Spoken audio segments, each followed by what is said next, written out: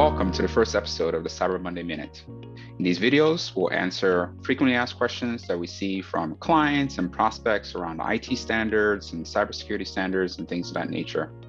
My name is Suzunan Yanwu. I'm the director of the Technology and Security Advisory Practice at Aronson LLC, and I'll be your host for these recordings. Today's question is a common one, a very common one, which is, I'm a sole proprietor, I'm a small business. Do I really need to care about cybersecurity? Do I really need to do something about cybersecurity? So that's a very common question that I receive. And the short answer is yes, right? So we live in such an interconnected world.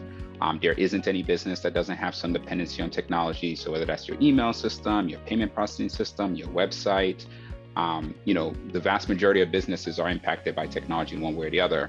And unfortunately, it's not a question of size, right? It's not a question of, oh, well, I'm not a big name provider, and so I'm not a target, so to speak.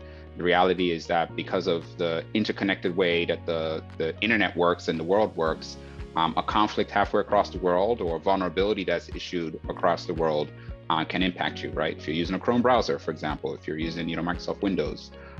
The good news is there's a handful of things that you can do and implement that will actually keep you reasonably secure. So things like backing up your computers and having appropriate antivirus and endpoint detection response tools on your laptops, your desktops, things like monitoring your email for phishing attacks and providing training to your people around how to deal with that. So nope, you're not off the hook if you're even a tiny business, right? Even that sole proprietor.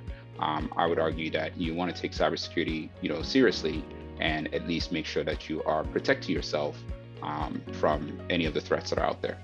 Thank you. Look forward to the next episode. In the meantime, please give feedback.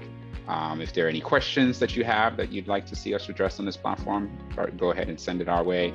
But please comment, share, like our videos so we know, whether or not it's having the intended effect.